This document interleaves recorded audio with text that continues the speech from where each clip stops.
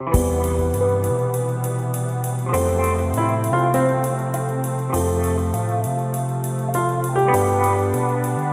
Friends, मैं रितेश कुमार एक बार फिर से हाजिर हूँ एसएससी बैंक इंग्लिश का चैनल लेकर। फ्रेंड्स, जैसा कि आप जानते हैं हम वर्ड पावर का सीरीज शुरू कर चुके हैं और अब तक हमने वर्ड पावर के पार्ट 1 और पार्ट 2 आपके लिए यूट्यूब पर अपलोड किया है। अब आज हम वीडियो में देखने वाले हैं वर्ड पावर पार्ट 3, जिसमें 5 वर्ड हम फिर से देखने जाएंगे फ्रेंड, जिसमें 5 वर्ड हैं। पहला कंस्ट्रू, दूसरा कोवेटस, तीसरा एबेट, चौथा कोरोबोरेट और पांचवा ब्रेन चाइल्ड। ये 5 वर्ड, इसके सिनोनिम और एंटोनिम्स और इसके एग्जाम्पल्स हम लोग देखेंगे फ्रेंड्स। तो चलिए देखते हैं सबसे पहला वर्ड कंस्ट्रू। तो फ्रेंड आइए देखते हैं सबसे पहला वर्ड कंस्ट्रू। कंस्ट्रू एक वर्ब है फ्रेंड, क्रिया है। इसका मतलब होता है अर्थ निकालना, समझना या व्याख्या करना। कंस्ट्रू एक वर्ब है, इसका मतलब होता है अर्थ निकालना, किसी चीज को समझना या किसी मीनिंग को व्याख्या करना के सेंस में। इसका मीनिंग हो सकता है अंग्रेजी में अंडरस्टैंड, एक्सप्लेन, इस टाइप से। सिनोनिम्स क्या हो सकता है फ्रेंड? कंस्ट्रू का सिनोनिम हो सकता है इंटरप्रेट। इंटरप्रेट का मतलब आप जानते हैं, किसी चीज को आप समझते हैं, अंडरस्टैंड करते हैं। डेसिफर यानी किसी छिपी हुई मीनिंग को आप निकालते हैं, डेसिफर करते हैं, अंडरस्टैंडिंग करते हैं वहां। और इन्फर अनुमान लगाना या किसी चीज के मीनिंग को निकालना के सेंस में आप समझते हैं वहां। तो इंटरप्रेट, डेसिफर और इन्फर ये तीनों इसके सिनोनिम्स है। एंटोनिम्स क्या होगा फ्रेंड? एंटोनिम्स मतलब उल्टा। तो इसके मीनिंग क्या है? कंस्ट्रू का मीनिंग है अर्थ निकालना या समझ लेना किसी चीज को, ठीक है। तो इसका उल्टा क्या होगा? नहीं समझना के सेंस में, यानी कंफ्यूज हो जाना के सेंस में। तो कंफ्यूज, ऑफुस्केट, कंफाउंड, ये सब इसके एंटोनिम्स है फ्रेंड। कंफ्यूज, ऑफुस्केट, कंफाउंड, इसका मीनिंग है अर्थ निकालना, समझ लेना किसी चीज को। यहां है आप नहीं समझ पा रहे हैं, कंफ्यूज हो जा रहे हैं, ऑफुस्केट हो जा रहे हैं, आपके आंखों के सामने अंधेरा छा जा रहा है। ऑफुस्केट मतलब होता है आंखों के सामने अंधेरा छा जाना के सेंस में। कंफाउंड, परप्लेक्स हो जाना, नहीं समझना के सेंस में। तो ये सब इसके एंटोनिम्स है फ्रेंड। एग्जांपल्स क्या हो सकता है? His frustration was construed as anger, यानी कोई आदमी है, किसी पार्टी में गया है या कहीं पर कोई बात बोल रहा है तो बहुत झुंझलाया हुआ है। उसके झुंझलाहट को, हिज फ्रस्ट्रेशन वाज कंस्ट्रूड, समझा गया एज एंगर, यानी उसके झुंझलाहट को गुस्से ग्रुप में लिया गया, यानी गुस्सा समझा गया उसके झंझाट को, जबकि हो सकता है वास्तविक में गुस्सा ना हो। We should construe the court order in a proper way, हम लोगों को कोर्ट का ऑर्डर सही तरीके से समझना चाहिए, कंस्ट्रू करना चाहिए। यानी कोर्ट का ऑर्डर बहुत जटिल होता है, बहुत लोग नहीं समझ पाते हैं, उसी चीज को बोला जा रहा है। We should construe the court order in a proper way. तो फ्रेंड आज का हमारा ये पहला वर्ड है कंस्ट्रू। अब देखते हैं। तो फ्रेंड आज का हमारा दूसरा वर्ड है कोवेटस। कोवेटस का मतलब क्या होता है फ्रेंड? कोवेटस एक एडजेक्टिव है। आपको हर वर्ड का पार्ट्स ऑफ स्पीच जानना है कि ये नाउन है कि एडजेक्टिव है कि वर्ब है, इस टाइप से। तो कोवेटस का मतलब लालची या भूखा, नॉट सेटिस्फाइड के सेंस में होता है फ्रेंड।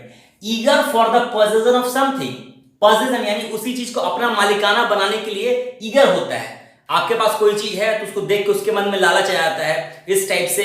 वो हमेशा अनसेटिस्फाइड होता है, वो सेटिस्फाइड कभी नहीं होता है, तो उसको हम लालची या भूखा बोल सकते हैं, कोवेटस। कोवेटस का सिनोनिम क्या हो सकता है फ्रेंड, जो एग्जाम के लिए जरूरी है? विशफुल, WISH, विश बोलते हैं, विशफुल बन गया।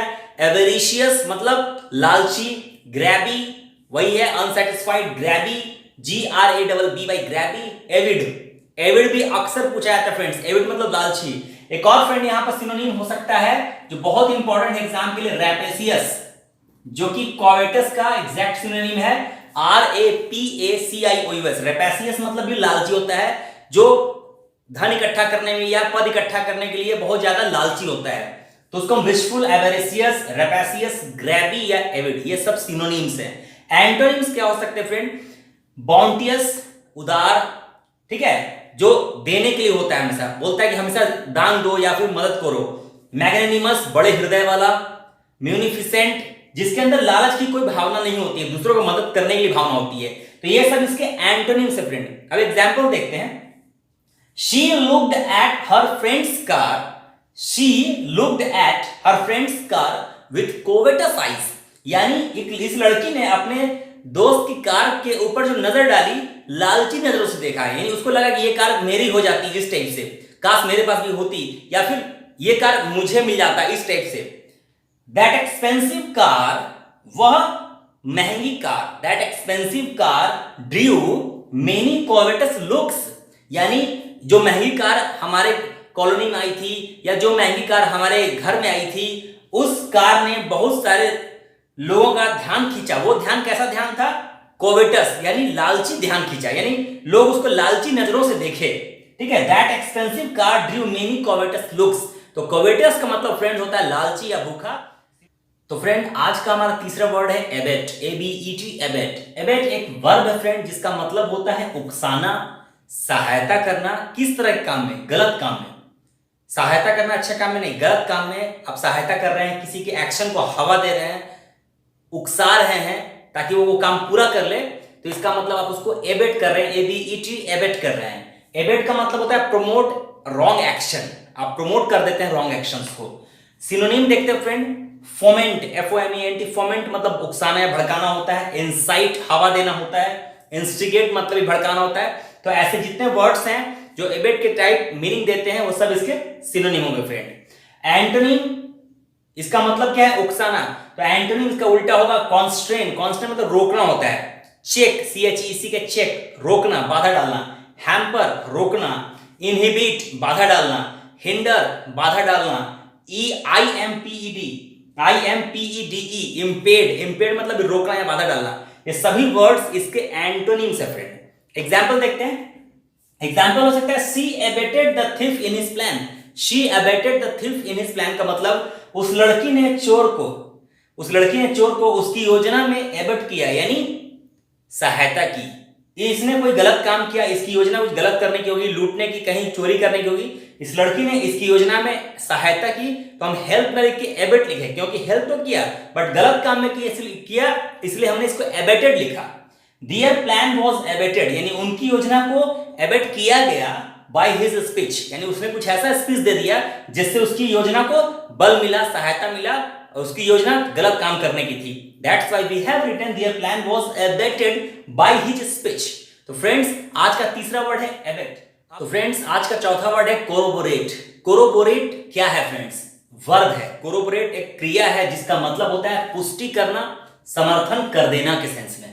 आप किसी की बात को, किसी के स्टेटमेंट को अगर किसी एविडेंस के साथ पुष्टि कर देते हैं, हाँ ऐसा हुआ था, हाँ ये सही बोल रहा है, तो आप कोरोबोरेट कर रहे हैं, कंफर्म कर रहे हैं। इसका मतलब कोरोबोरेट का मतलब होता है टू गिव अ सपोर्ट। आप सपोर्ट दे देते हैं उसकी बातों को, उसके स्टेटमेंट को, या उसके बातों को कंफर्म कर देते हैं विथ एविडेंस। दैट्स व्हाई तभी हम बोलते हैं कोरोबोरेट किया उसने। कोरोबोरेट का सिनोनिम क्या हो सकता है फ्रेंड? कोरोबोरेट का सिनोनिम हो सकता है अटेस्ट।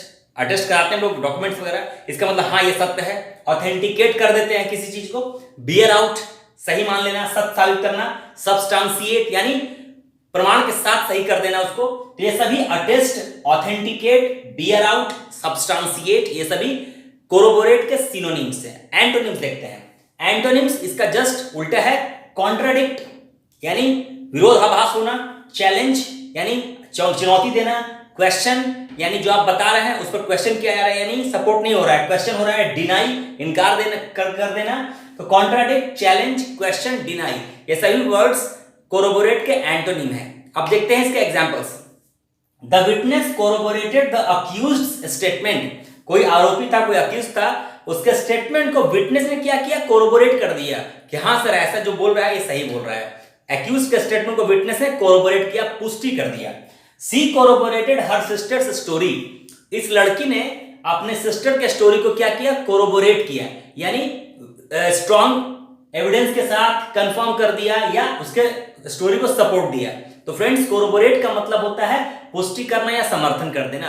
आप देखते हैं फ्रेंड्स आज का पांचवा वर्ड है ब्रेन चाइल्ड। ब्रेन चाइल्ड एक नाउन है फ्रेंड, संज्ञा है। इसका मतलब होता है विचार, बिल्कुल नई कोई सोच, बिल्कुल नया कोई आइडिया जो पहले किसी ने सोचा हो, यानी an original idea produced by creative thought is called brain child. कोई नया विचार, कोई नई योजना, बिल्कुल नया सोच।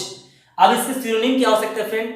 सिनोनिम हो सकते हैं इन्वेंशन, कॉइनेज, कंट्राइवेंस, ये सभी इसके इंपॉर्टेंट सिनोनिम फ्रेंड, आपको याद करना होगा। Invention, coinage, कंट्राइवेंस। एंटोनिम क्या हो सकता है? क्लोन यानी कोई कॉपी, फैसिमाइड यानी जो पहले से है कहीं उसकी एक कॉपी। कॉपी का मतलब तो कॉपी होता है फ्रेंड्स। रेप्लिका मतलब भी किसी की कॉपी होती है। इमिटेशन नकल होता है। ये सभी इसके एंटोनिम्स है फ्रेंड। ये ओरिजिनलिटी में बात कर रहा है, ये कॉपी कॉपी में बात कर रहा है, यानी एंटोनिम से ही और सिनोनिम से है। तो ब्रेन चाइल्ड के एग्जांपल देखते हैं friend. Indira Awas Yojana was the brain child of Jawaharlal Nehru. इसका मतलब है कि इंदिरा आवास योजना जो थी वो जवाहरलाल नेहरू का एक विचार था, यानी उनकी ब्रेन चाइल्ड थी। उन्होंने ऐसा पहली बार सोचा है और किसी ने ऐसा सोचा ही नहीं। दूसरा एग्जांपल देखते हैं friend. This plan is the brain child of our former president. मैं एपीजे अब्दुल कलाम की बात कर रहा हूं। उन्होंने कोई योजना अगर बनाई है तो उसके लिए एग्जांपल ले रहे हैं कि दिस प्लान या योजना जो है हमारे पूर्व राष्ट्रपति का एक ब्रेन चाइल्ड है। तो फ्रेंड्स, ये दोनों एग्जांपल ब्रेन चाइल्ड पे थे।